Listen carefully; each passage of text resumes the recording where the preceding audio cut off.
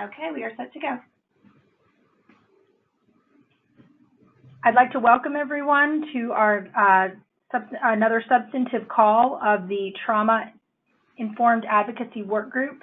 This is one of a series of calls in which the Guardian Ad Litem program is attempting to align the science of child development and trauma-informed care with our practice and representing children. Today, we're very fortunate to have Dr. Amanda Janner, a friend of the Orange County Bar Guardian Ad Litem program and a licensed psychologist from Orlando. Dr. Janner has her Doctor of Psychology from Florida Institute of Technology. She's been a licensed psychologist since 2007.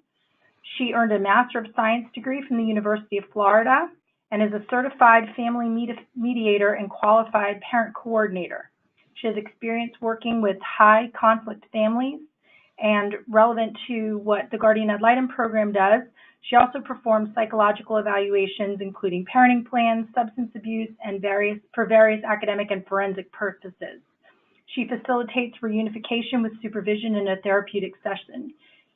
Dr. Janner conducts individual and couple psychotherapy, co-parenting, and has experience treating a variety of presenting issues, including substance misuse, anxiety, and depression. Today, we're very fortunate to have Dr. Janner talk to us about how we talk to our children who we know either from their abuse and neglect experience or through their experience in the child welfare system have experienced trauma. So in an effort to learn to listen to and talk with them better, Dr. Janner is going to give us a presentation on Beyond Trauma Basics, being prepared to assess and meet children's needs. Thank you, Dr. Janner. Thank you for that introduction. That was very kind. It's a pleasure and an honor to be here with you this morning to speak with you about trauma. This is a pretty broad area, so I'm going to try to touch on a number of things, but certainly if I hit on something that you want to hear more about, please type it into the chat question section, and we'll spend a little extra time on that. We're flexible, so just to discuss what we will be discussing.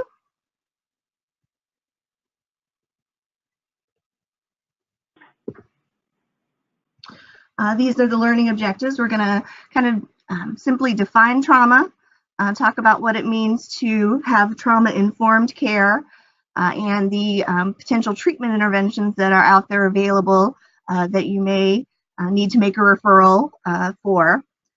Also going to look at cognitive development, so how the child develops over time, particularly with intelligence and their brains, and how trauma impacts that development, and what that really means for you as GALs working with these kids and understanding how to meet them where they are.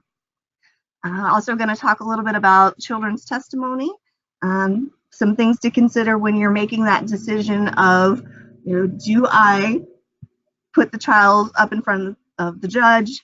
Do I have them in the courtroom? What is their cognitive abilities in terms of understanding the proceedings and what's going on? And then looking at the motivation for the children's expressed wishes. So the question of a child has been abused by this parent, caregiver, why do they want to go back? So first off, let's cover what does it mean to be trauma informed?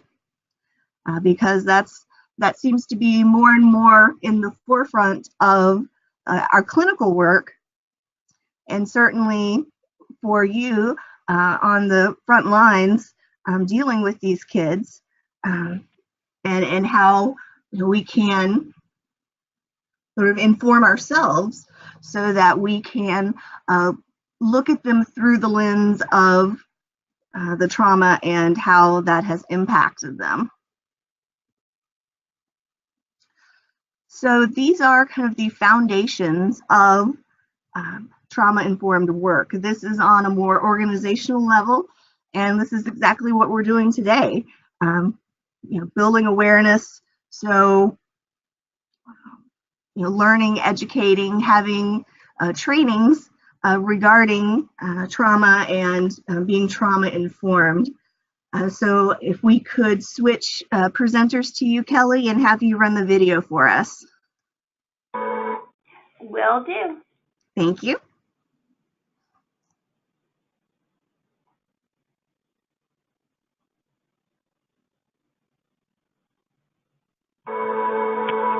How can you ask someone about their body? How can you ask somebody about their mind and not recognize their experiences in the world as they're living in that body, as they're thinking and having that mind? It really is about recognizing people as whole beings and not just body parts. To me, that's trauma-informed care.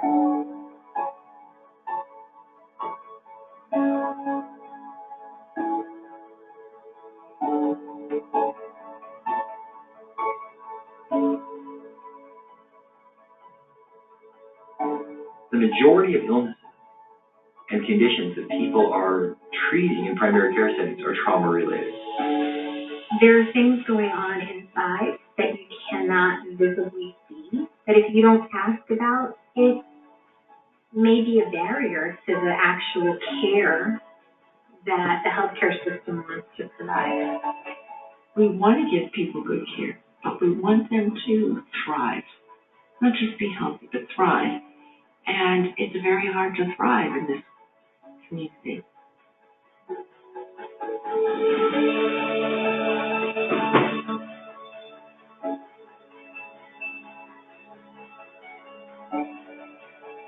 I experienced patients that were behaving in ways that were really stressful, cursing, yelling, really heightened emotions at the front desk, in my office, breakdowns.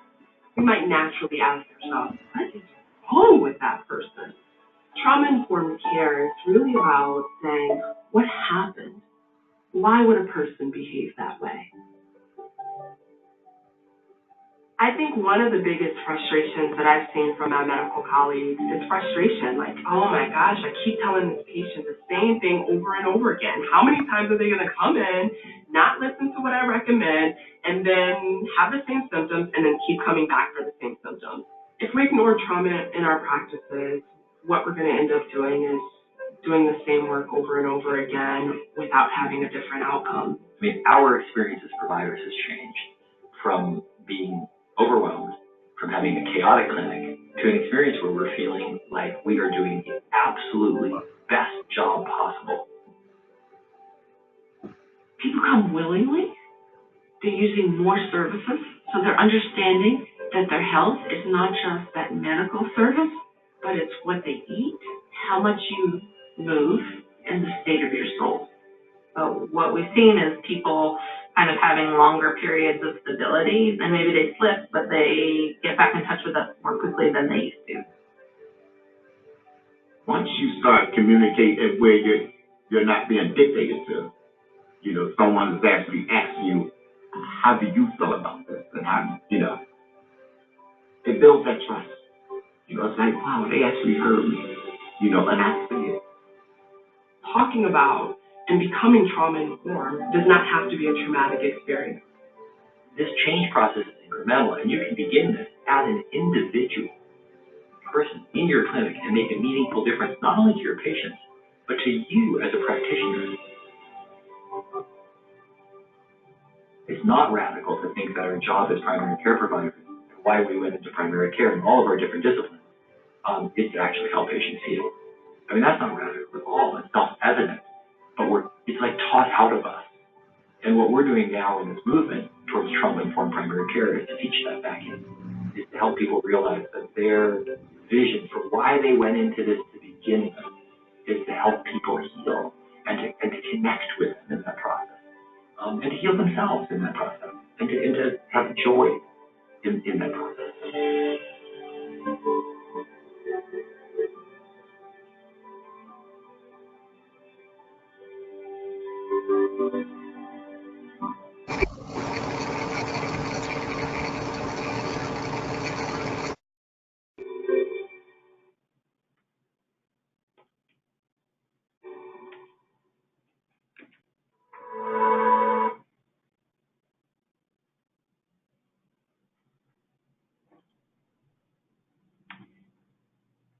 Okay, Dr. Janner, I just handed the presentation back over to you.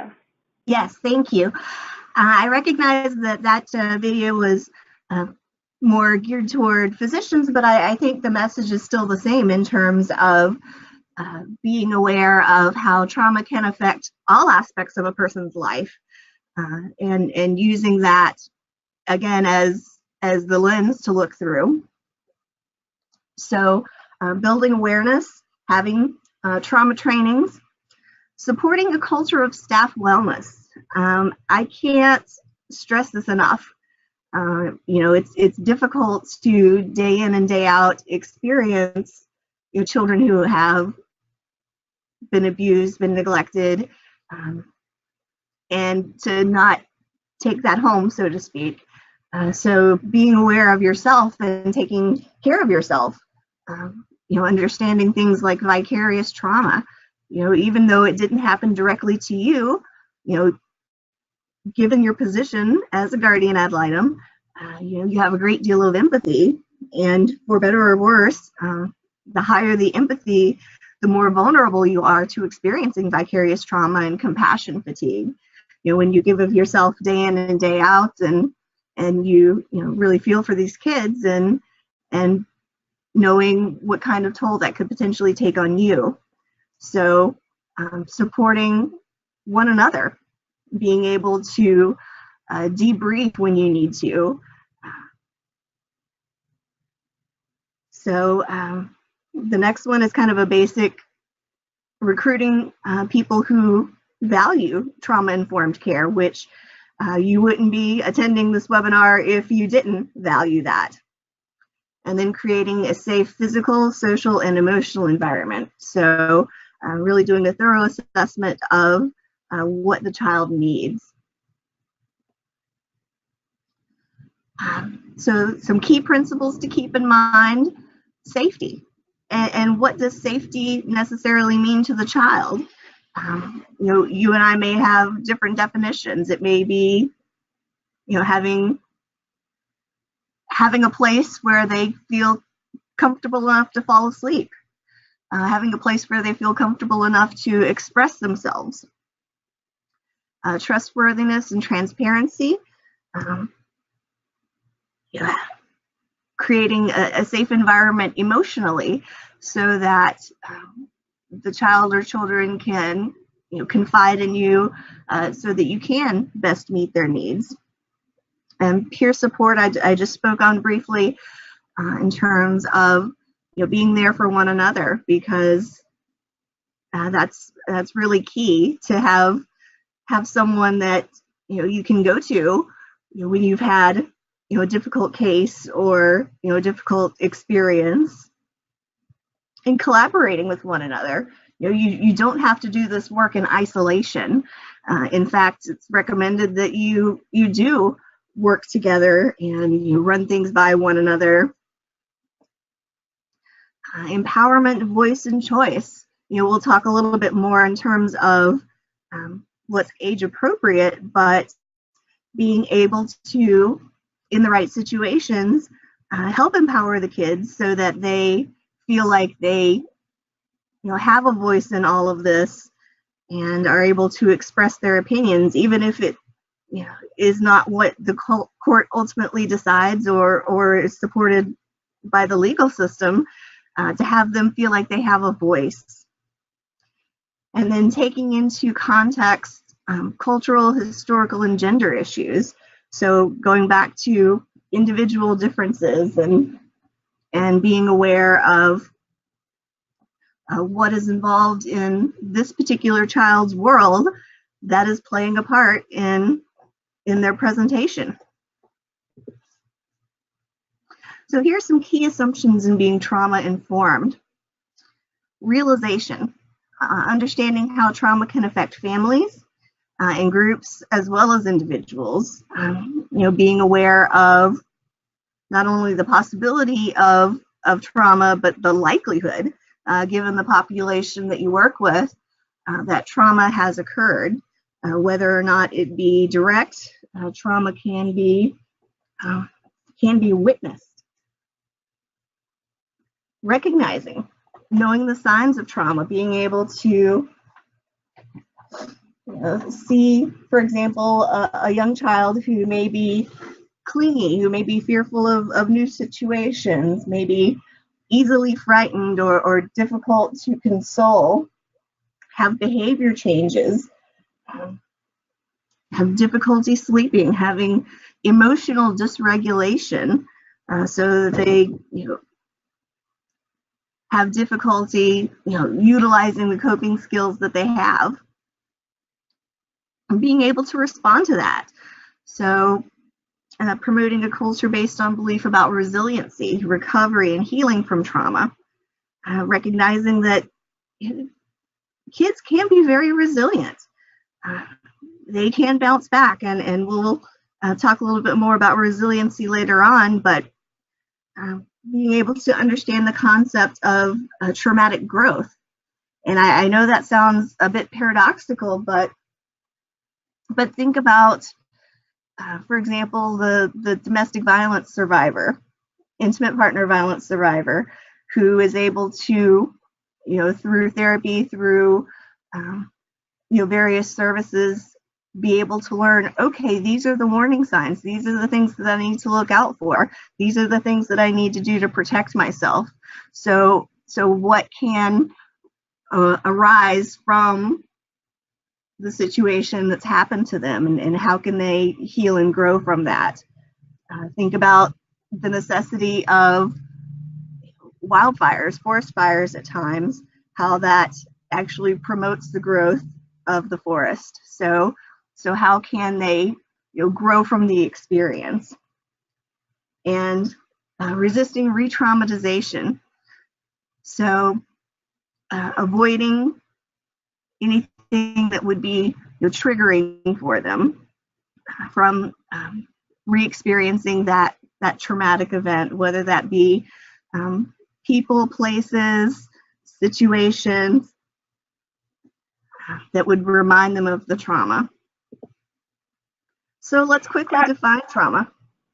Dr. Jana, real quickly, Sure. We did get a question in. Some children don't even recognize or admit they've had trauma. What advice can you give to the guardian ad litem to deal with children in this type of mindset? Well, I think you need to really give them the space and build that rapport. They may not recognize that it was an event that could be traumatic for them. That may be their normal. Yeah, mom and dad fight. Isn't that what every parent does? So being able to sort of validate that experience of, what, it's okay to be in a safe environment where people aren't fighting, where you can trust that your caregiver will be there and be responsive. So I think it's really about developing the relationship and that rapport, and consider that, even though we may assume that trauma occurred, it's really how that particular child responds to it. They may not see it as being traumatic, so we can't make that assumption. So just because they have an adverse experience doesn't necessarily mean that they see it as traumatic. But likewise, a child could view something as traumatic that, we may say, why is that, problematic for you?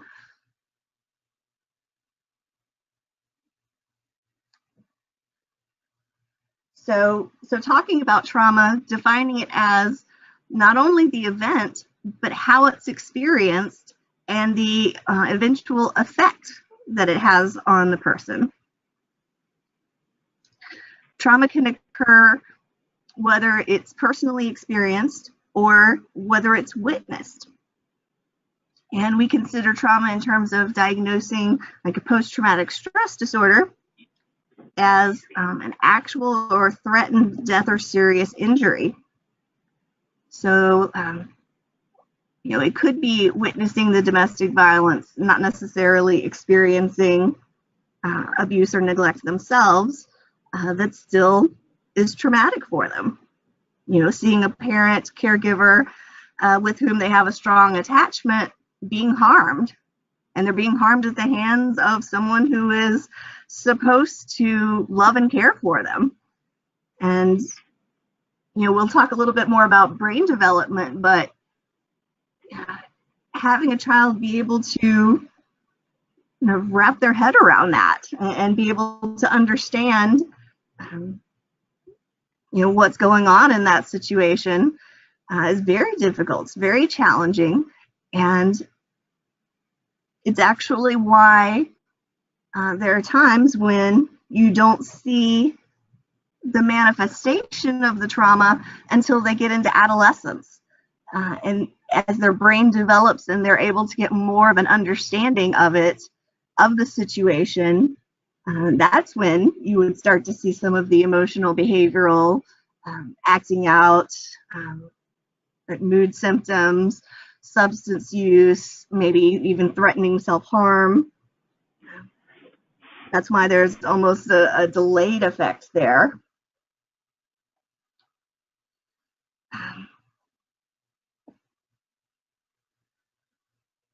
Dr. Janner, this is Deborah Lacombe.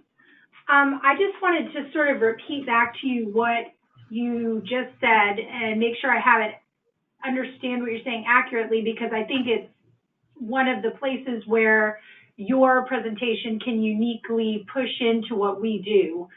As we see children who are growing up in the foster care system or out of home care, it sounds like what you're saying there is that perhaps they were abused and neglected in their youth, or perhaps they were in an environment where there was where they experienced a vicarious trauma, that if you are then the guardian ad litem for that child later in life, 3 or 4 years later, or even even longer as they become adolescents, that you may need to look back into their experiences as a child to understand some of the behaviors that are manifesting later in life, that it might not be the trauma that you may think you are seeing, might not be a result of the child's circumstances at the time, but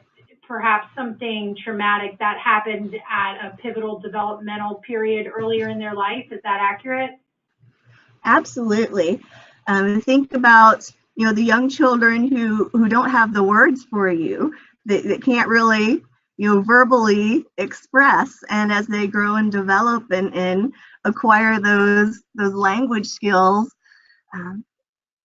then they are better able to express it later on. A 2-year-old who is witnessing intimate partner violence, for example, might interpret it very differently than a 5-year-old or an 11-year-old, just because of their development, both in their language skills and just in their cognitive abilities. Thank you. So one of the things that you'll often see in the research, it's gaining a lot of momentum, are what's called the ACE studies, the adverse childhood events. And they consider this a cumulative of the number of events a child has experienced. And there's a direct correlation between the number of adverse experiences and the likelihood of later issues in life, whether that be emotional, psychological, even medical. They found correlation there. So the more of these events that a child experiences, the more likelihood that they will have more issues later on. So thinking about the cumulative effects of each of these things. So it's not just maybe the single event that got DCF involved, but growing up in poverty, not having enough to eat, not having all of the resources educationally, all of these things come together and have a compounding effect and affecting them overall.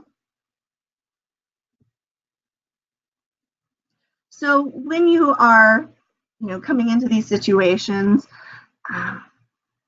a lot of different things to think about. It's not just the child living in a vacuum. You have to look at family dynamics. And that's not necessarily always a mom and a dad. It could be grandma, it could be aunt, uncle, cousin. So who in the family is involved in this child's life, and what's the meaning of that individual to the child? This is where attachment comes into play. Who is the primary attachment figure for the child? It may not be a parent. It may be a different caregiver who has had the child in their care because mom or dad is off using drugs. So really getting a good assessment of the dynamics of the family. And with that, I would also add, if the child's already been placed in care, who's the child placed with, and how much are they able to form an attachment to that person. And that's, getting into things like manifest best interest. Being able to identify all forms of maltreatment. It's not just what can be seen. It's not just the bruises.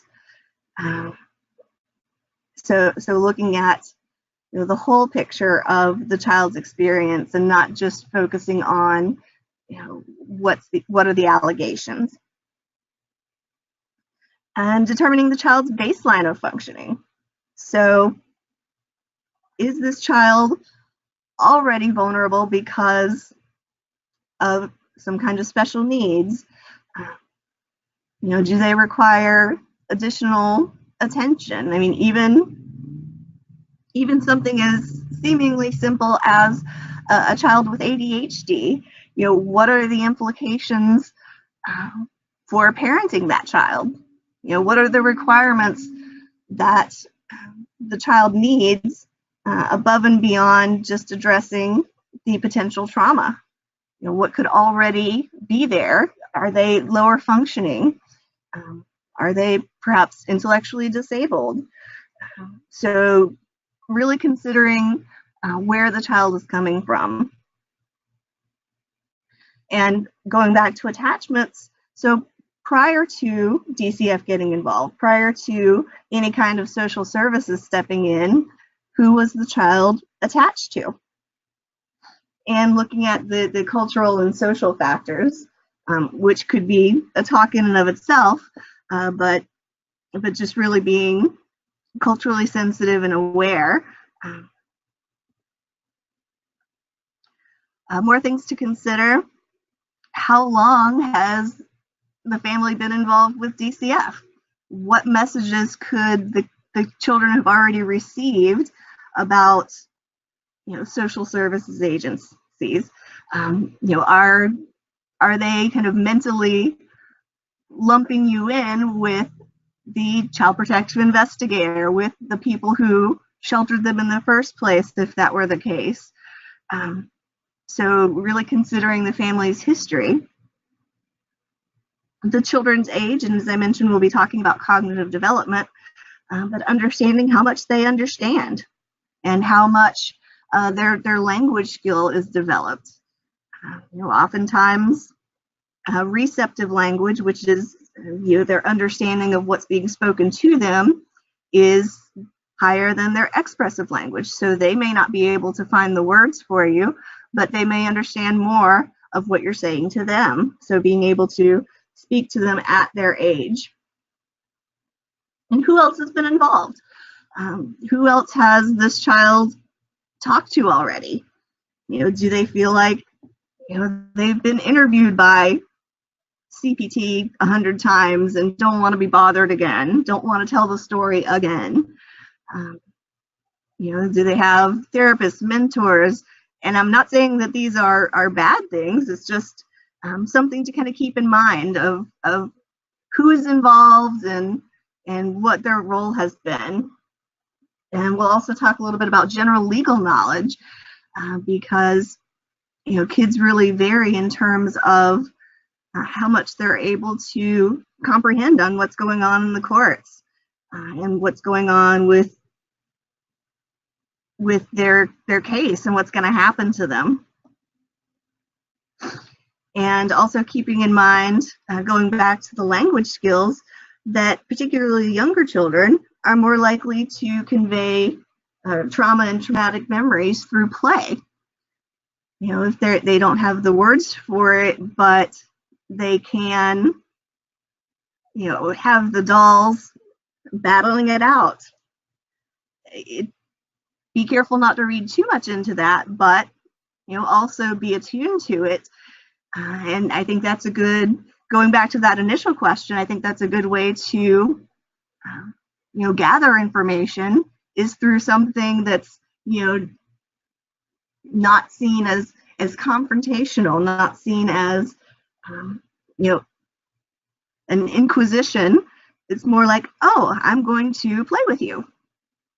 Okay, well, and have the child, you know, tell you a story about what's going on in a drawing, or what's going on with, you know, Batman and the Joker, if that's what you have with you. You know, being able to use what you have on hand to engage the child. So treatment.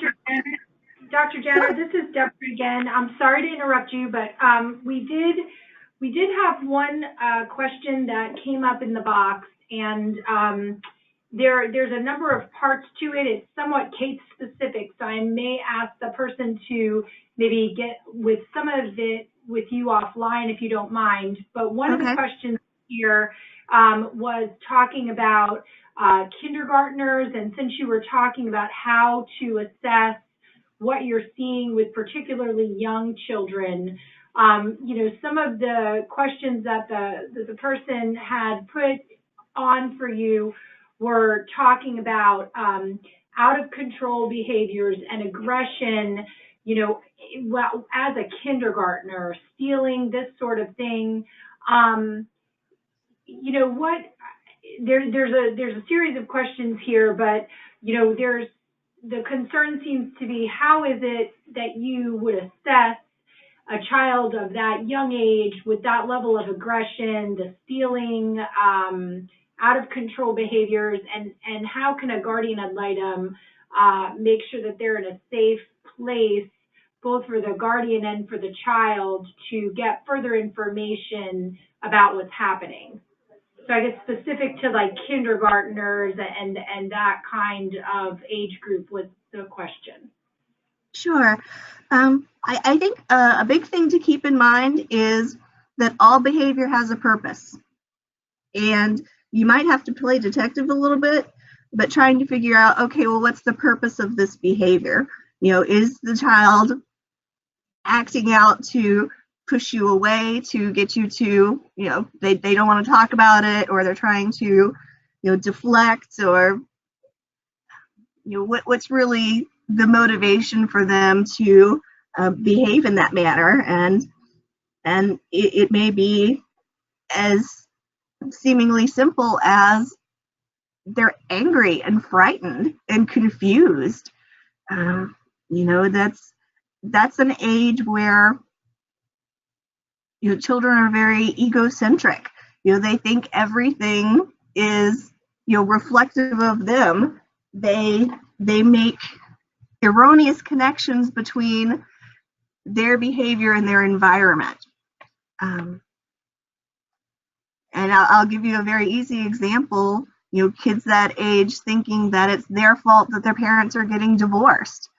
You know, when, you know, in all reality, it's something going on between the parents. But, you know, a child at that age will make that assumption. You know, they lack an accurate understanding of the relationship between cause and effect, and believe that their behavior has the power to, you know, their thoughts and feelings has the power to make things happen. So being able to, first of all, physically make sure that the child is safe, and, you know, not harming themselves, but also, you know, understanding when they maybe need professional intervention and some play therapy, because again, going back to the situation with the verbal skills, some kindergartners are limited with their verbal abilities, and so the aggression may serve the purpose of expressing their feelings, so giving them another way of expressing how they're feeling, expressing the frustration, the fear, and really kind of normalizing those emotions. They may have come from an environment where they were taught that it's not okay to cry, but it is okay to be angry. So again, going back to looking at the bigger context and the bigger picture of the motivation behind the behavior. Thank you. Sure. So in thinking about potential treatment options, critical incident stress debriefing, that is something that's been evidence-based, particularly when a major traumatic event happens. And unfortunately, we've seen too many examples. I know we just had the anniversary of the Parkland shootings. So when incidents like that happen, they bring in psychologists and mental health professionals to debrief, to have people process their emotions and what they saw, what happened. And on a smaller level, that's really what you're doing when you're meeting your kid for the first time. Is you may be seeing them early on after they've been sheltered, and having them talk about that experience. As I mentioned, play therapy can be a good way for the less verbal kids who are younger and don't quite have that cognitive ability. For the older kids, want to do trauma-informed cognitive behavioral therapy. And that doesn't necessarily mean that they have to go through their quote-unquote story over and over again. It's a matter of what messages they internalized from the events that took place, and getting to how those events have shaped their experience of themselves and the world around them. So that's really the cognitive behavioral aspect, but also teaching them things like relaxation techniques, coping skills, self-soothing. Narrative therapy is where they talk about what happened to them and sort of how they took it in, so what it means to them. And with caution, of course, medication has been used because there's also a biochemical aspect of it when we experience trauma, which is directly linked to how memories are encoded, how information is encoded. So medication has been helpful. A great resource that I recommend is the SAMHSA website, and that is the Substance Abuse and Mental Health Services Administration. It's a government-based program that's got lots of information about not only being trauma-informed, but lots of resources for mental health, substance abuse. They even have publications that you can order for free. Yes, something from the government that's free. But there's lots of great resources on their website, so I highly recommend you check that out. So these are just some statistics in terms of the prevalence of abuse, how much trauma is really out there, and who's being traumatized. So this is a list of potential reactions to trauma. And really, when they come to us in therapy, this is what we're addressing, is the reactions to the trauma. We can't change what's happened to these children, but we can, identify these potential signs. And when you're doing your assessment, these are the things you're going to be looking for. Are they experiencing more depression? Are they more irritable? It should also be noted that depression manifests a little bit differently in children and adolescents than it does in adults. We think about depression and we think, oh, they're sad a lot. But more often than not, with kids, it's more of an irritability, anxiety, which could, reach the level of a PTSD, but it could also just be, generally fearful. If you think back to the young children and experiencing abuse, neglect, or witnessing, their sense of safety is rocked. So you may see hypervigilance, you may see a startle response, just because they have paradoxically grown accustomed to their environment being unpredictable, which is anxiety provoking in and of itself.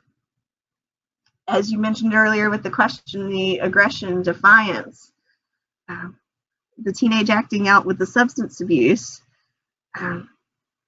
Some kids don't think it's okay to, speak in terms of emotion. So while they may be experiencing the anxiety or depression, it may show up in more physical symptoms.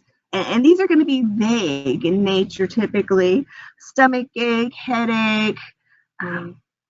So you might, this might be the child that ends up in the nurse's office every day.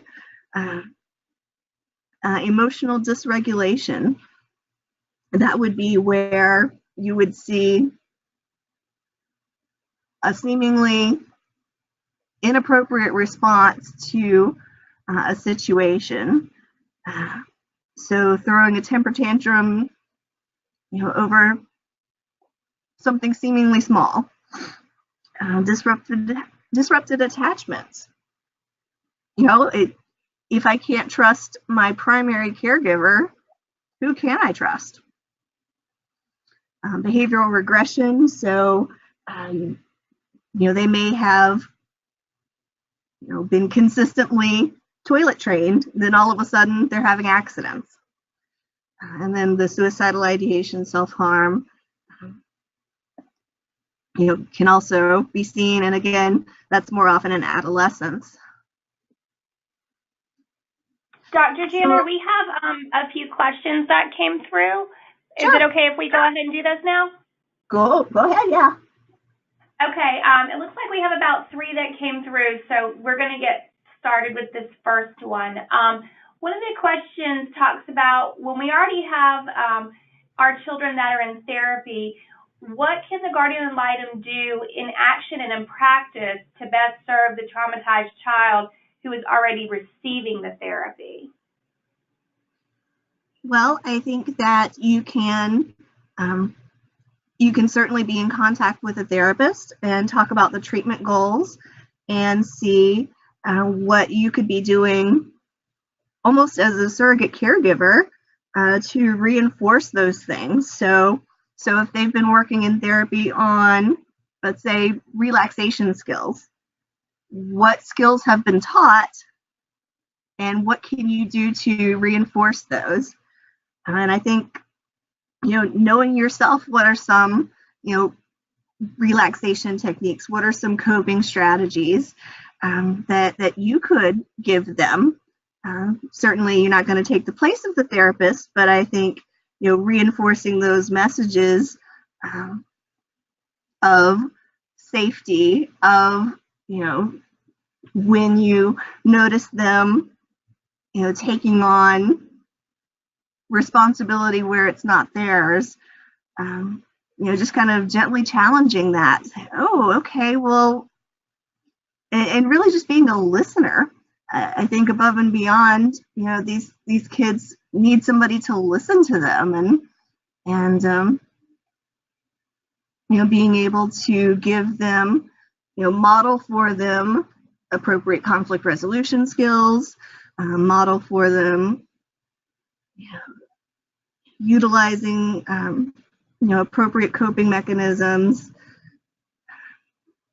and just really, I know it sounds simplistic, but active listening. Oh, wow, that must have felt frustrating, or, really let them know that you're engaged. Okay, thank you. The second question is, what are trauma-informed discussions between guardian ad litem volunteers and a child who has been diagnosed with PTSD about their self-destructive behaviors?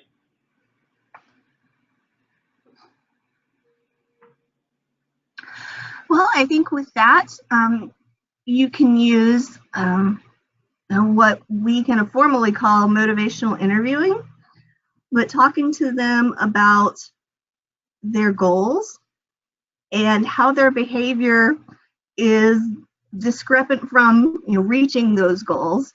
So if they want to graduate from high school, how is the way that they're acting going to help them, and kind of bring that almost cognitive dissonance of, okay, well, I'm acting this way, but I want this.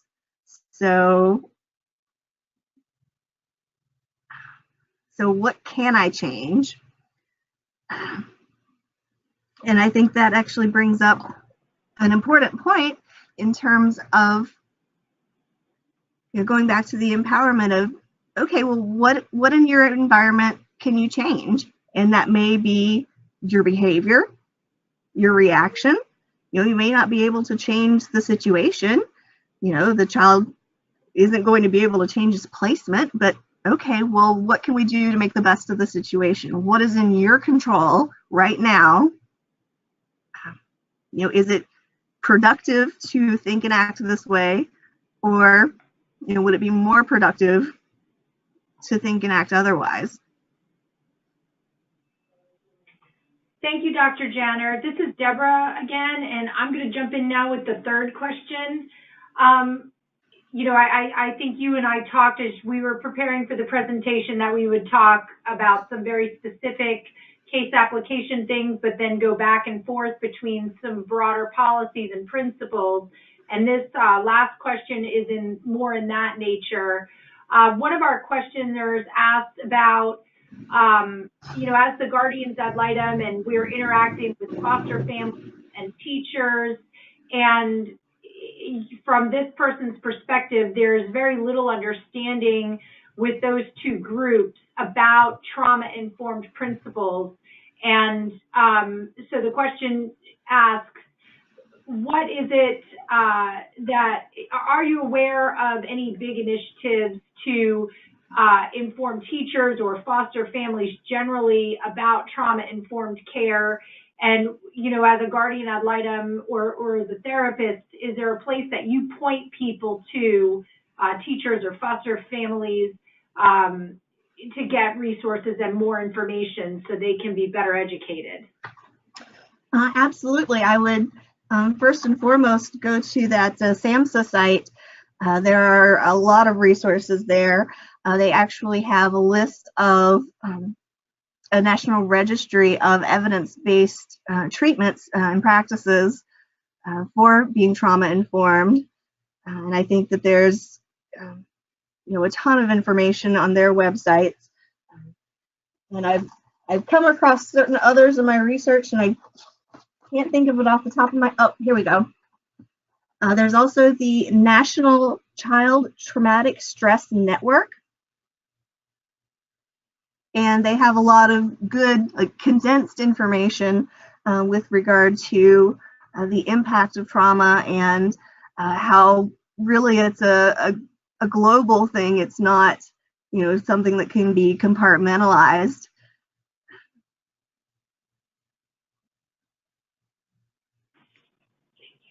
Thank you.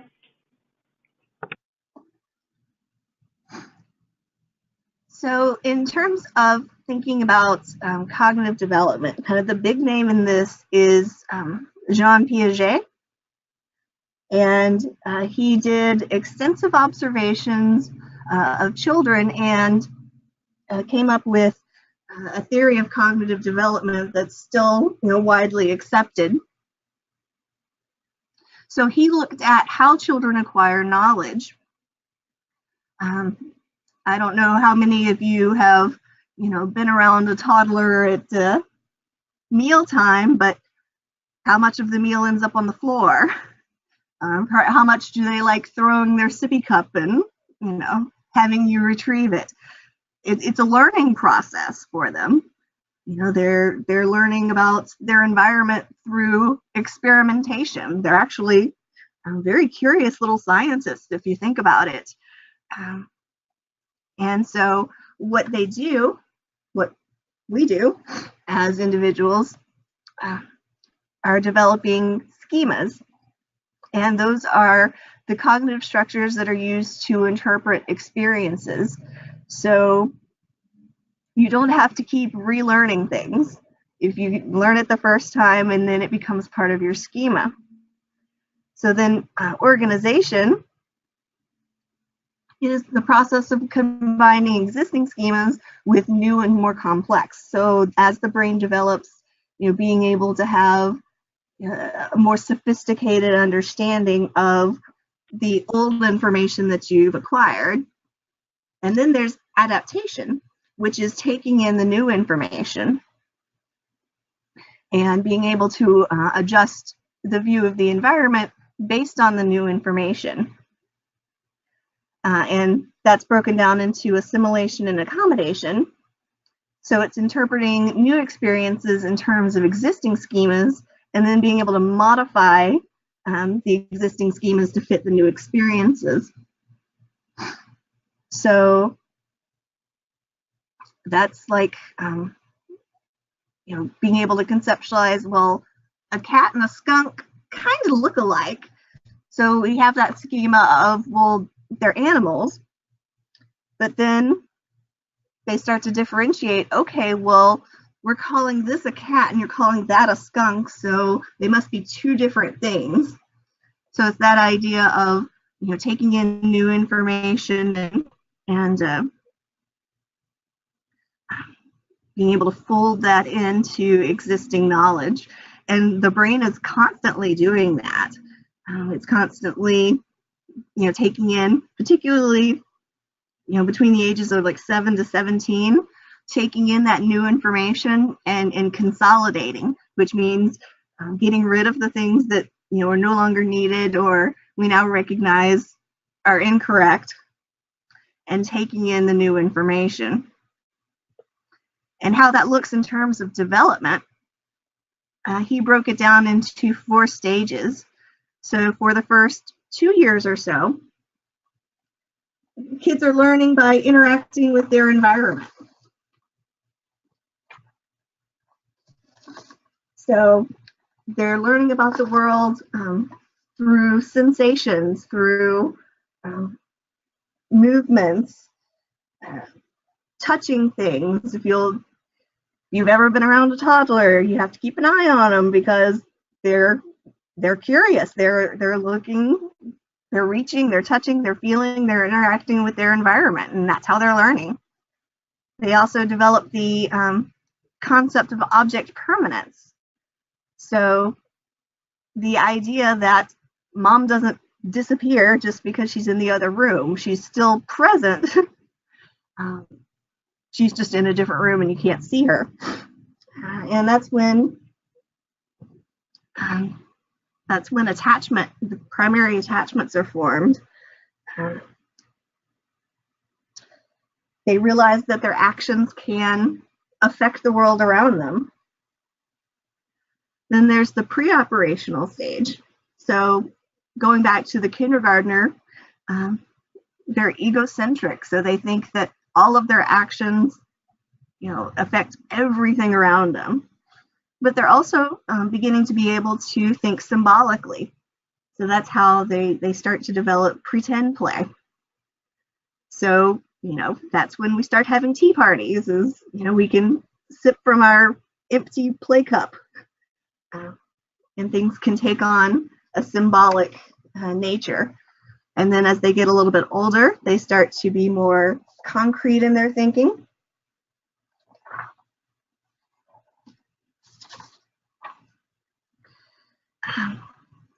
So they're starting to use some reasoning, but still taking things very literally. And then as they're getting older, that's when they develop the abstract thought, the deductive logic. So in thinking about these stages, consider how trauma could affect each of these developmental tasks. With the sensory motor stage, the attachment is huge.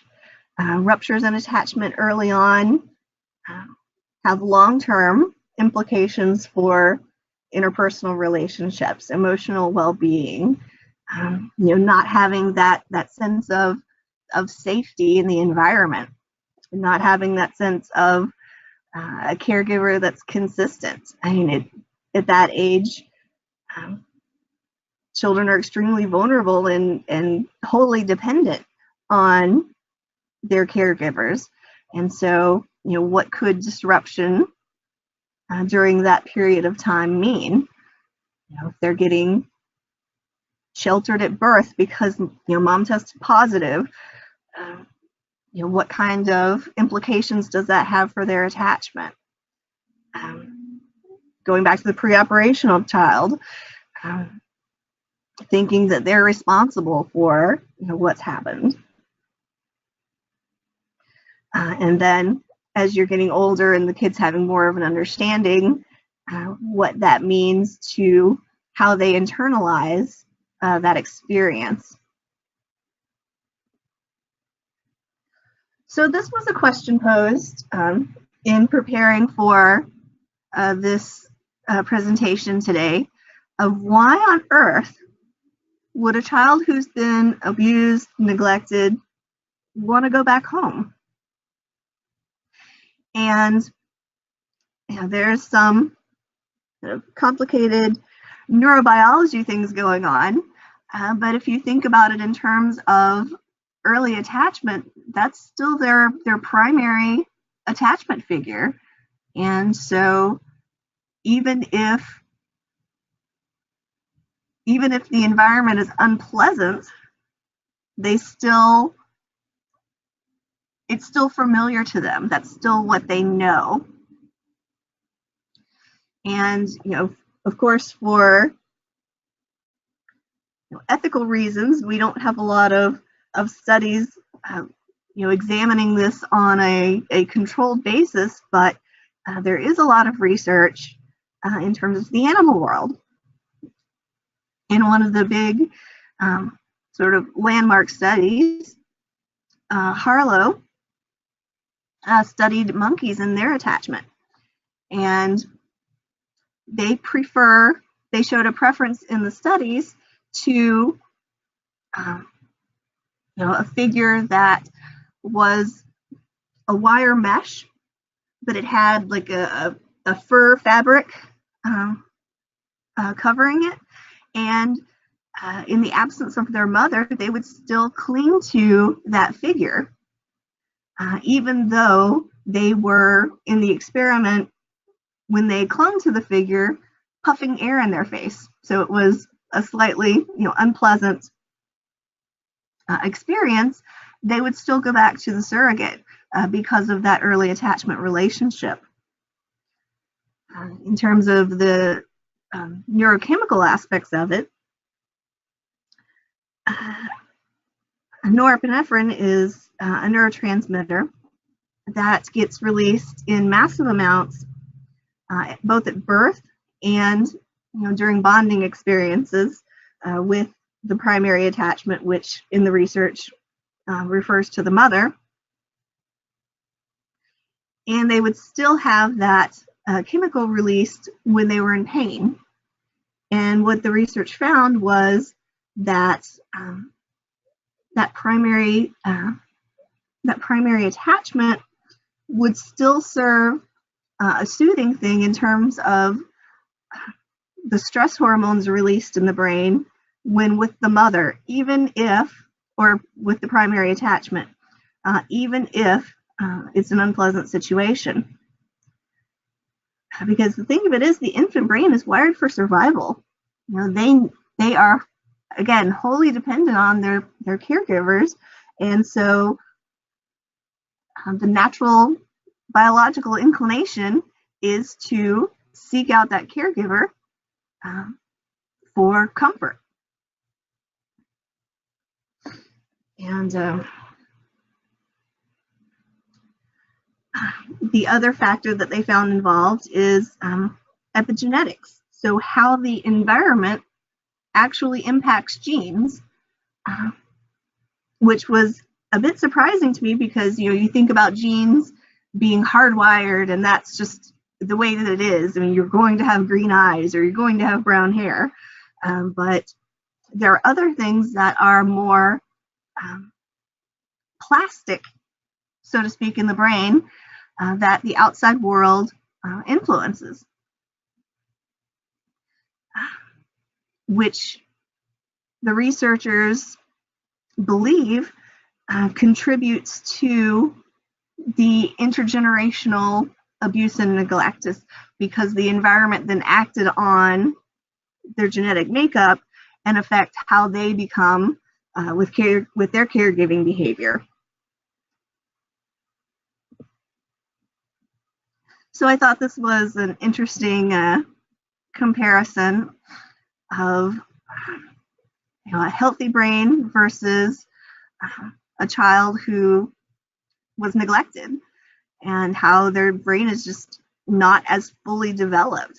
And so I think that that's why that gives you a good kind of visual of the importance of the work that you do and being able to, you know, get kids out of that situation and get them into a safe, nurturing, and consistent environment that's able to provide them structure. So if there aren't any more questions about that, I'll move on to, you know, kids' testimony in court. Yes, at this time there are no more questions. Thank you, Dr. Jenner. Okay.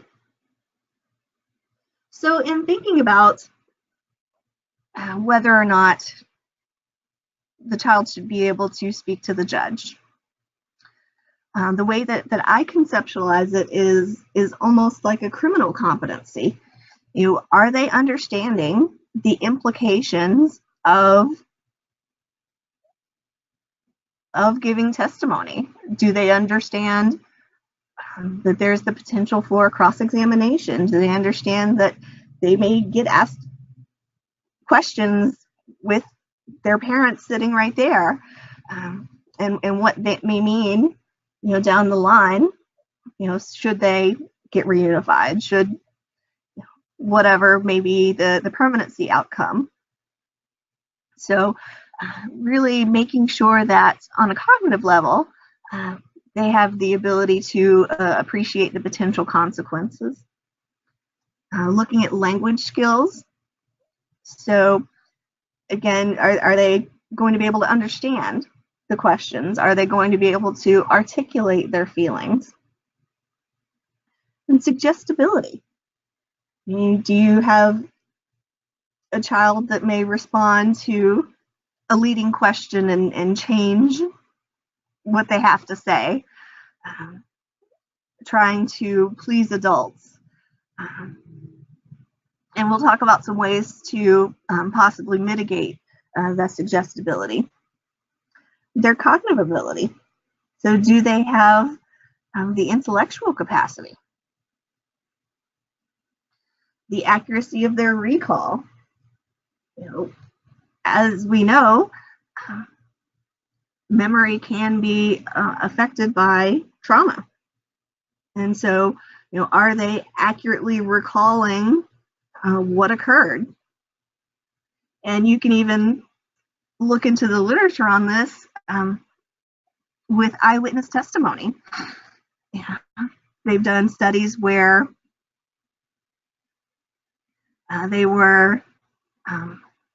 they instructed the participants who were supposed witnesses to direct their attention to one thing, but then someone came into the situation with a weapon. And so how much are they able to accurately recall what they were supposed to be paying attention to versus the threat? So even as adults, there are things that could interfere with the accuracy of recall. And then family dynamics. What is the expectation from the family of what they would or would not express to other people who are outside of the family? So if you do make the decision to have your child testify, the best way to prepare them is anxiety management. So making sure that they understand everything that's going to happen. Understand that their parents could be there. Understand that they will be cross-examined. Because anxiety can significantly interfere with memory and accurate recall, which is the crux of their testimony. So here's what some of the research says. 54% of the children in the study did not know the outcome after court regarding placement. And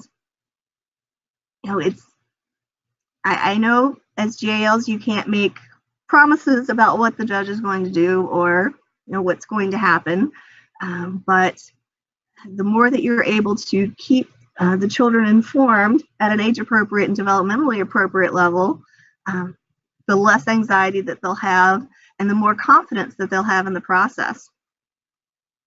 37% of the kids in the study didn't feel listened to or believed in court. And as the guardian ad litem, that's part of your role is to be the voice of the child. 61% felt positive about being able to see their parent. So in a way, court was almost like an extra visit for them because they got to see their parent, even if it was from a distance or for a short period of time. And even though we shy away from having kids in court, for what they may be exposed to, most of the kids in the study didn't hear anything new about the family.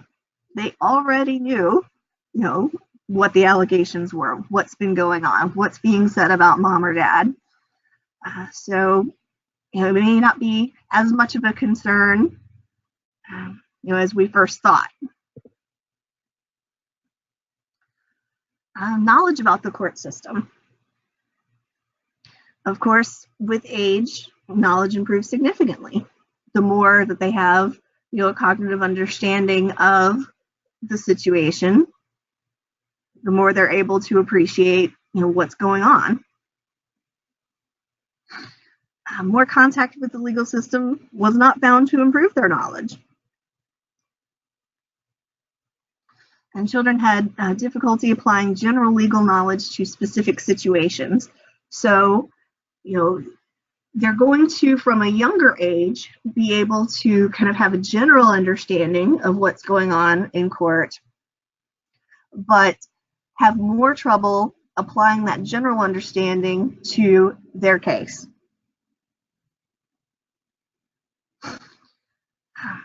And maltreated children are more likely to be delayed.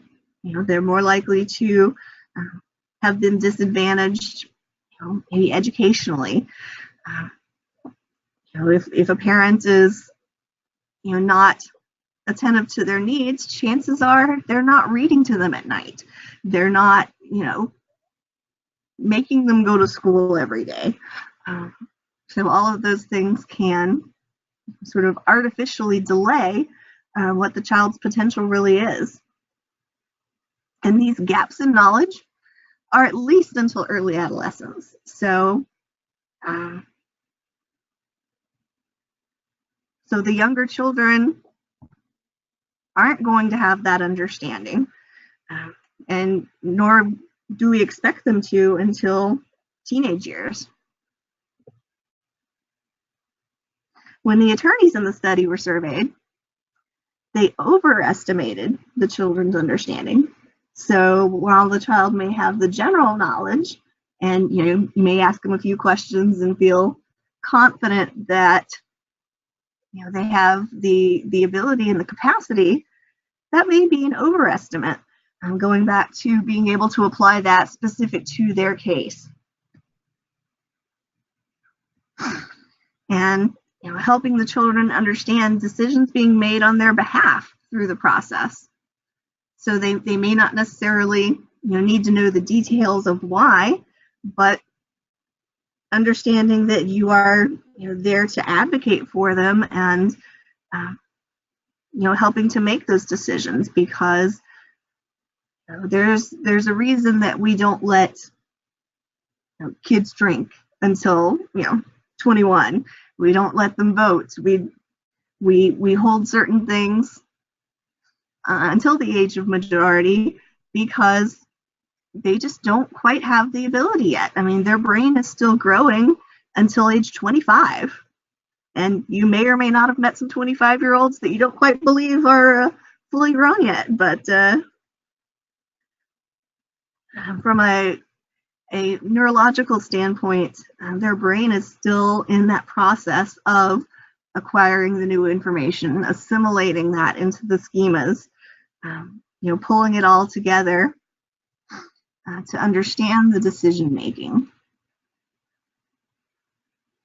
So again, keeping them informed, but at an age appropriate level.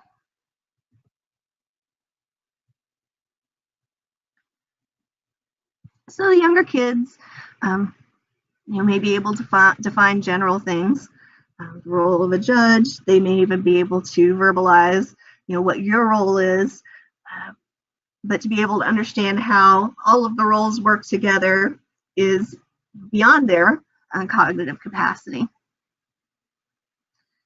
They found that children as old as 12 still may not understand, legal language. So they may know that mom or dad is going in front of the judge, but they may not know, may not understand if you tell them there's been a motion filed for change in placement, exactly what the implications of that are. A lack of understanding of the roles of the professionals. I've had adults not be able to, well, who's that? What do they do? They may understand, well, this is my attorney and that's the attorney that's, quote unquote against me. But particularly when it comes to your roles, a number of adults I've evaluated over the years have been confused of, well, what are they? What do they do? Again, on the development, always keeping in mind developmental level. And then their attitude toward the court. If they believe that them talking to the judge is going to, affect change, or if they've developed some kind of cynical view of, well, it doesn't matter anyway, or they're not going to believe me. Older children tend to have a more negative reaction to court. So, again, that cynicism over time, they tend to be treated more harshly. And I think that goes back to, attorneys believing they have a better understanding than they actually do. And so, well, hey, they look mature, so they must understand. Or, well, they're not asking any questions, so they must not have any. Older children also have a better understanding of what it means to be involved in the dependency system, and that they may go over to a friend's house and the friend is, at home with mom or dad or both, and they're in foster care.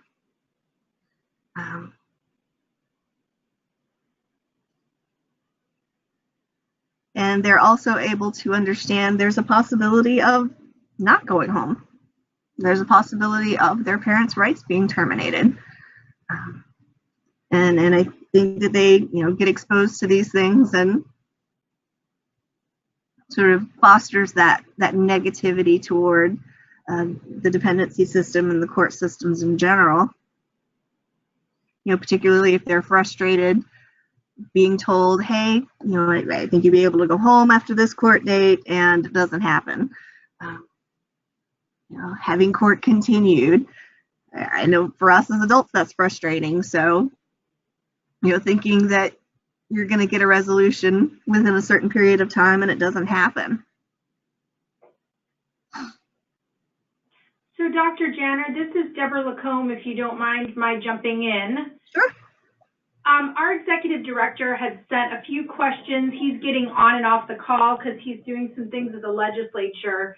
But as you're talking about, how the very young kids can and can't understand what's happening in court, and then how it's a little different with the older kids, Alan made the point that when we're in the family court context, people never bring their kids in court. Nobody wants to air the dirty laundry. And we seem to have a very different approach in the dependency court where, by statute, the children are supposed to be brought in, which I know is a little bit about just having the judge be able to see them. But as you talk about, as you're on this topic and the statistic that about 75% of the children aren't hearing anything new, can you talk a little bit more about the competing notions that maybe the children already know and there's some level of empowerment to having them be informed and hear what's actually happening versus wanting to be sure that they're not further traumatized either through the court experience or for the things that the parties are saying in court?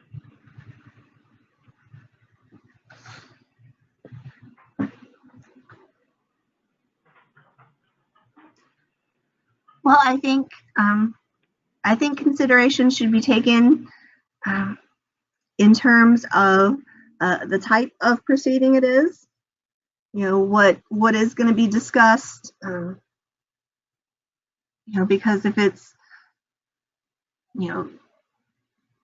confronting with new allegations or certainly with termination of parental rights. Those would be things that I would be more hesitant to have the child involved in. But if it's going over something that they already know about, they've heard it, and they would potentially have some opinions on, particularly to share with you, and if the determination is made for an attorney ad litem, certainly to be able to communicate to that individual to advocate for them. I think the big difference between having that in the dependency system versus in the family courts is with the family courts, they're going to be with mom, dad, or both, almost by default. Whereas with the dependency system, there's the possibility that there will be some other kind of permanency. They will be, going with someone else. They will be, not necessarily, going home that day, so they don't have to, face the parent.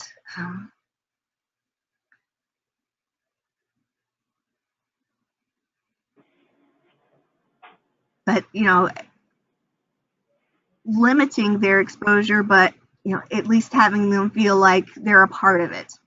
So being judicious in terms of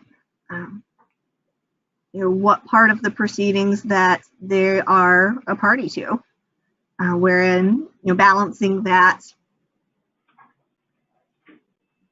possibility of preserving that relationship, but also having them understand what's happening to them, because with the family court system, it's more time sharing. It's how much time you're going to be with mom versus dad, as opposed to are you going back with mom or dad.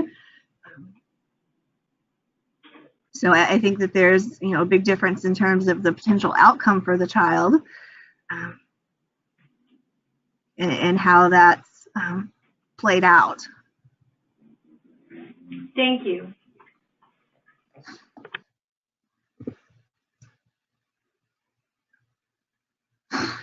So here's just a couple other statistics.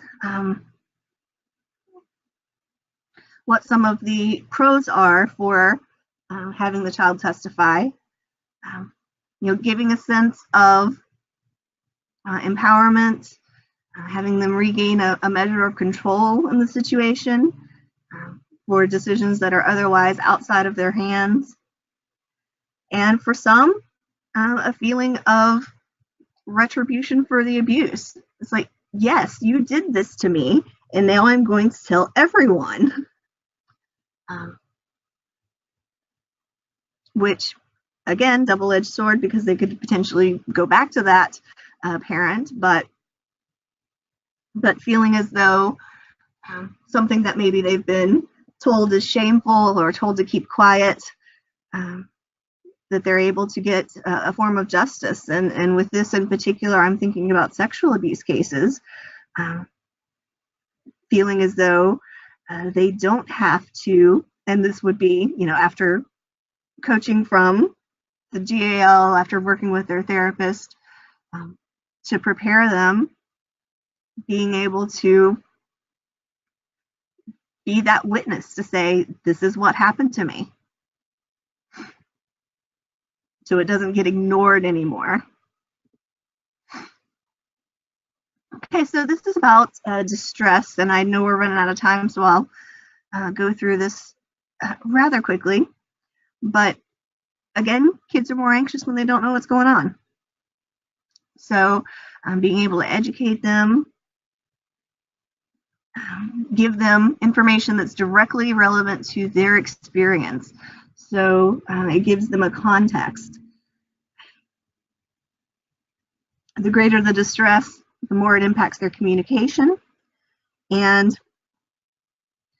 it's actually a distraction for them trying to regulate those emotions. So, if they're able to process the distress in another environment with a trusted adult, then they're better able to focus on, what's going on around them, when they're in court, or at least hearing about court.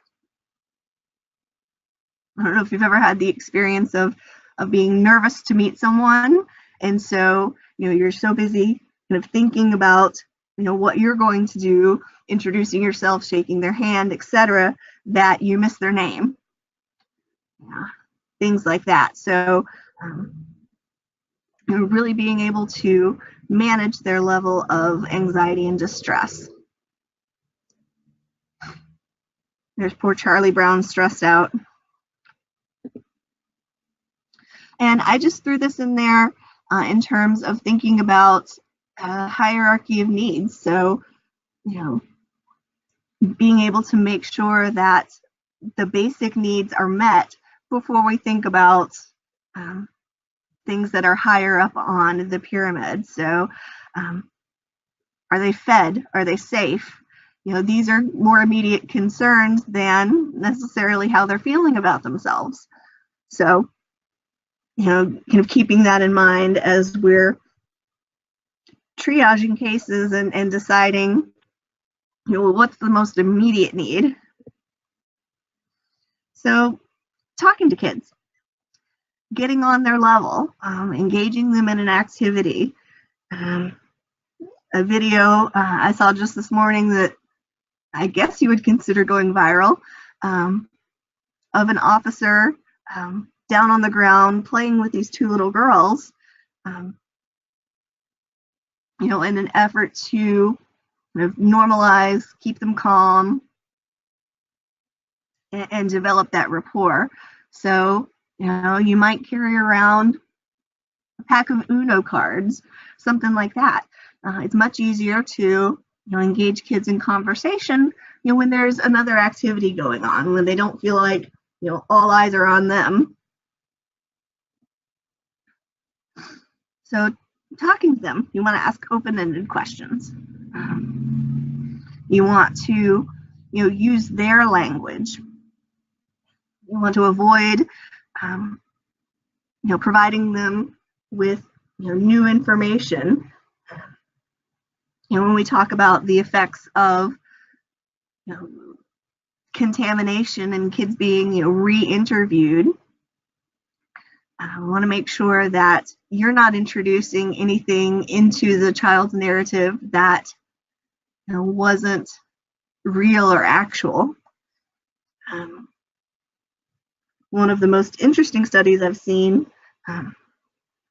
these researchers went to families and asked them if they had ever taken the kid to Disneyland or Disney World, I forget which one. And the parents confirmed, no, the child's never been there. And so they had this interviewer come in and once a week interview the kids about this vacation to Disney World. And by the end of the experiment, the kids are telling this elaborate story about Disney World that never happened, but they had incorporated it into their memory based on the questions that they had been asked by the interviewer. So, being really careful to preserve the memory, and if they do need to testify at some point, to have it be as accurate as possible.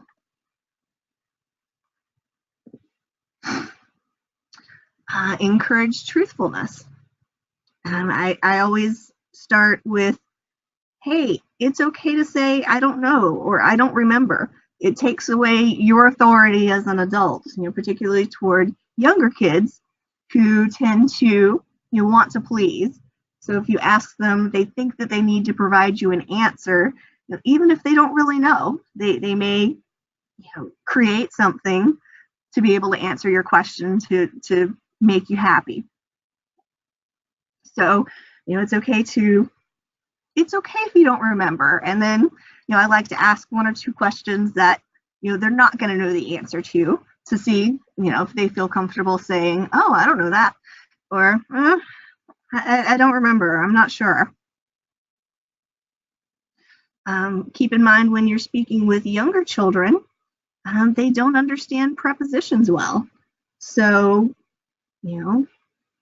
well, was it over? Was it under? Was it below? And if they start using prepositions, have them actually show you what they mean.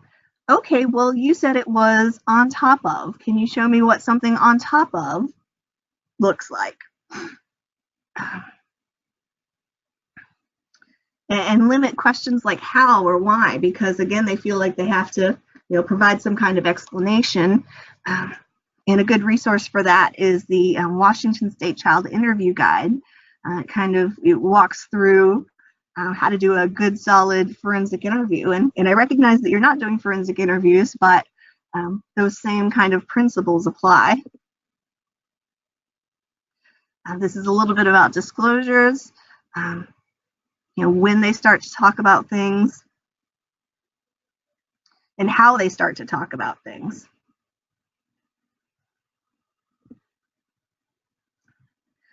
There are some family dynamics involved in disclosures and recantations as well, depending on the type of reaction that they're getting from the adults.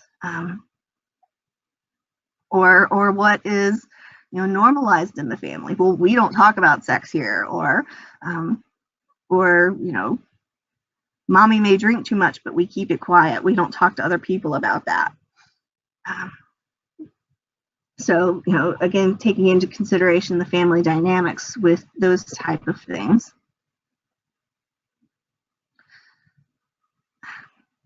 They found in 25% of corroborated cases, so there's evidence. There's still recantation, and those are influenced by the child's age. Are they able to give a consistent story? Are they able to recall in a consistent manner? The family's reaction, the caregiver's supportiveness. So, if they're placed with a relative, a paternal relative, oh, well, Daddy didn't really do that, or wasn't that bad? Those type of messages that they could be getting. And are they having contact with the alleged perpetrator? Are they seeing them, and even if they're not talking about the case per se, are they making promises about how they're going to be a family again, or this goes away, we'll be able to go to the park, or we won't have to be supervised anymore. So these are some of the things that you can do to support positive coping. Having comfort objects. I think it's a great thing that they have an emotional support dog now in Orange County. So having something like that can be comforting, that the child could have with them, should they have to go to court. Being able to motion to the judge to have testimony in chambers or videotape somewhere, away from the alleged perpetrator. Having their therapist present, being able to have the therapist with them to help you in coaching them. And I don't mean coaching in terms of what their testimony would be, but coaching in terms of coping and using those skills, building resilience, and then understanding the grief process, because even if they haven't lost a parent through death, they're still grieving for being away. So these are just some of the things we have kind of talked about already in terms of what you can do intervention-wise.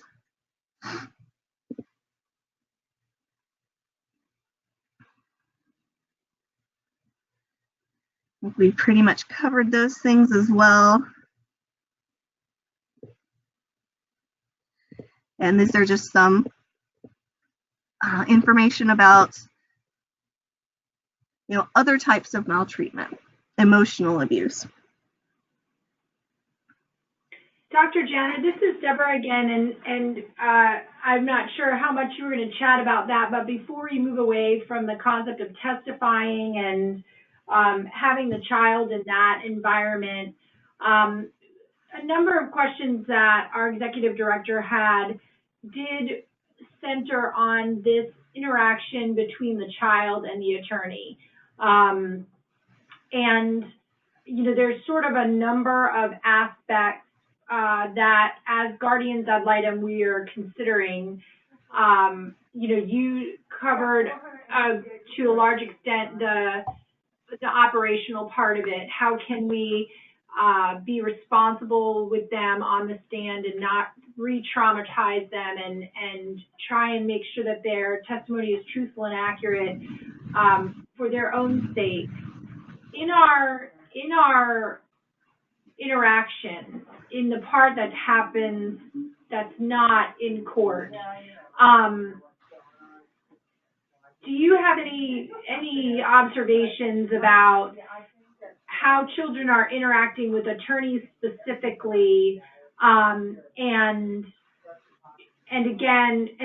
then one step further separately, the Guardian Ad Litem program sometimes has the responsibility of identifying those children where it would be appropriate for them to direct their own representation.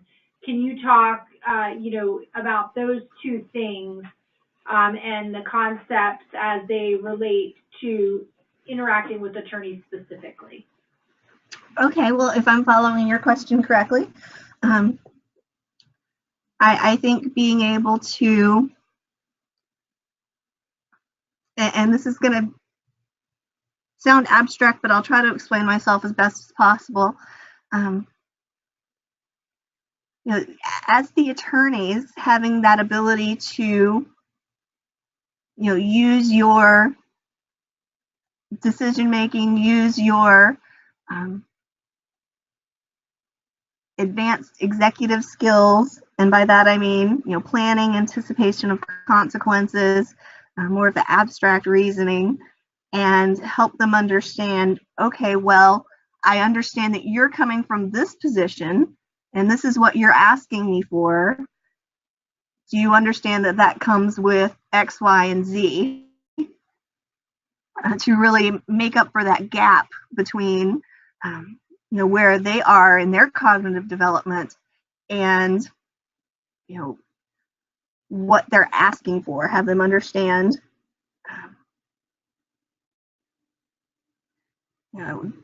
how what they're asking for will ultimately impact them and what the potential outcomes are. So on that specific topic, oh, I'm sorry. If no, you don't go mind, just you're on that point. One of the questions that Alan had is, again, like so many things in dependency, we face competing concepts, one of which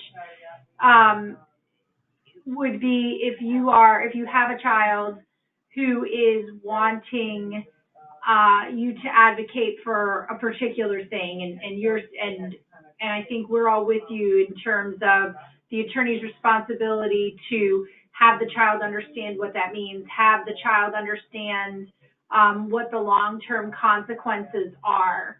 As we look at the distinctions between guardian ad litem best interest representation and attorney ad litem client directed or express wishes representation, what is your thought about situations where you are unable to counsel the child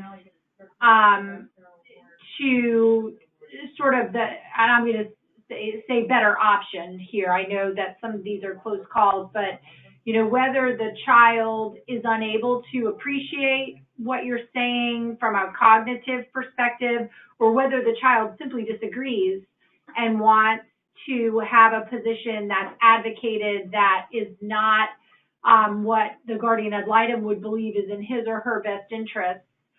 Can you talk a little bit about what the effect is of having an adult advocate for something that might not be in the child's best interest for the sake of giving the child a voice? Well, I think going back to the idea of understanding the motivation behind the request, why is it, and just to concretize it, I'll give an example. Why is it that they want to be placed with this particular caregiver versus that one? What is it that is their reasoning, and being willing and open to listening to that. I think that in and of itself gives the child a voice, regardless of what the attorney decides to ultimately present in court, is that they understand the child's position and the child feels like they were able to express that. And I think, from the attorney's perspective, being able to make it clear to the court, this is what the child's requesting versus, this is what I'm necessarily advocating for because I believe it's in the best interest. Okay, thank you. Well, and I guess if you don't mind, just by way of follow-up, one of the questions that has been posed to us this year is whether the situation you described, where a guardian ad litem attorney might have to say, and we do this definitely, Your Honor, this is what the child has indicated he or she wants. This is what the child has explained to me in terms of his or her reasoning. We've told the child we disagree, and this is the position that we believe is in the child's best interest. So we do that. This year we've been posed with the question of whether or not that should constitute some sort of conflict of interest, or setting that industry term aside, whether that set of circumstances should warrant appointment of a client-directed attorney. That was a proposal considered in the Florida bar this year, that if the child and the guardian ad litem disagree on whether, on the position that should be taken with the court, that the child should then be entitled to an attorney. Can you spend a little more time talking about what you think the consequences to the child might be in that regard, if he or she were given an attorney to direct simply because he or she disagreed with the guardian ad litem's recommendation? I think it should be on a case-by-case basis. You know, there are a lot of moving parts. So I would hesitate to support any kind of legislation, you know, with a sweeping, if this, then this, because again, I think that there are so many things to consider in terms of just, you know, the individual differences of the child's temperament, the caregivers and the options that are available. You know, I think as guardians ad litem, you know, you do your best to look out for the child and what's in the best interest of the child. And, you know, depending on the nature of the disagreement, you know, I understand there are some things that can be compromised and you know, and not to use this term strictly, but mediated. And then that there are things that, you know, if the division and if it's an either or, if it's a black or white type of situation, then, you know, it may be appropriate to appoint an attorney that the client directs.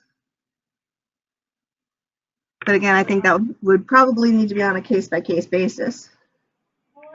Thank you. That was helpful, and particularly listening to you about some of the considerations that would sort of necessitate this kind of individualized evaluation of the case. I think that's valuable.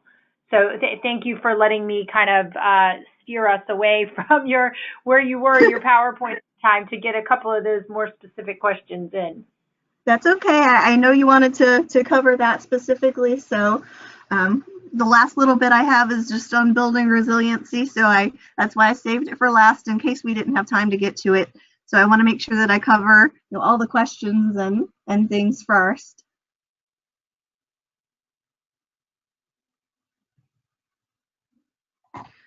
So here we have Tigger.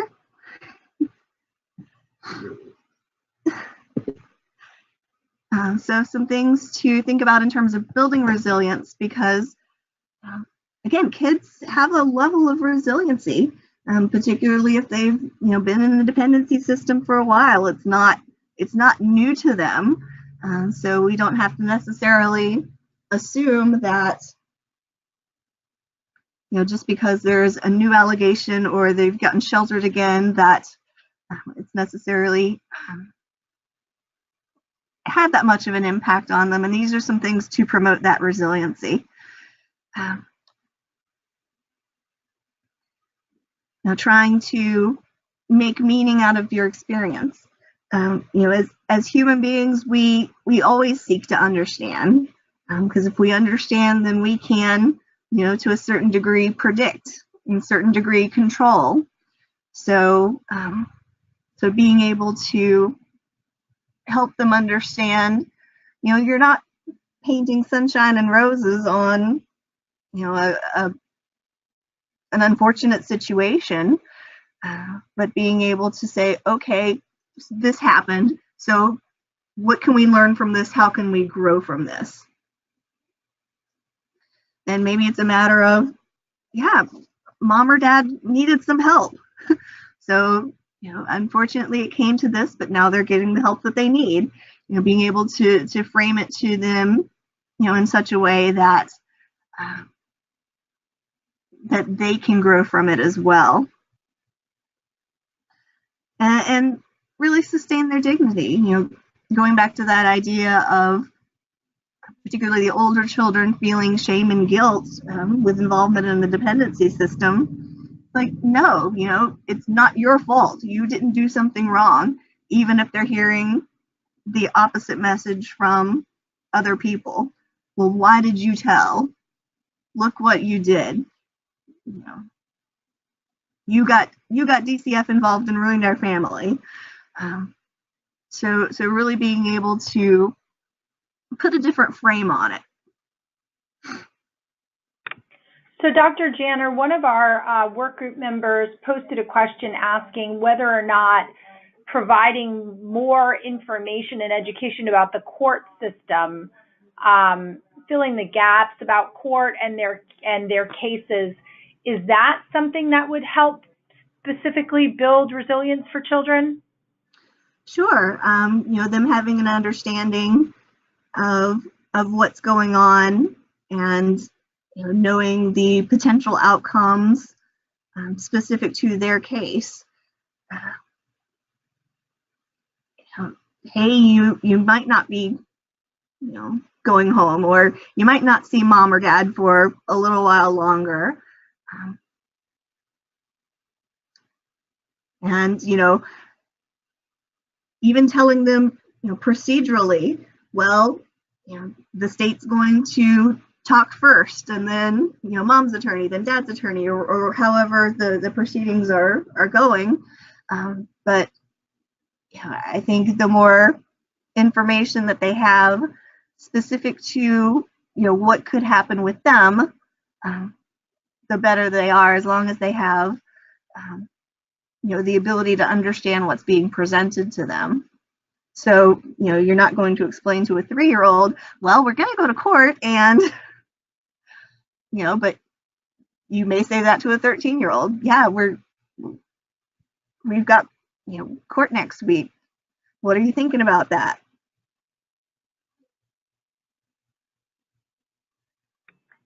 Thank you. This is what's on the table. Okay. Thank you.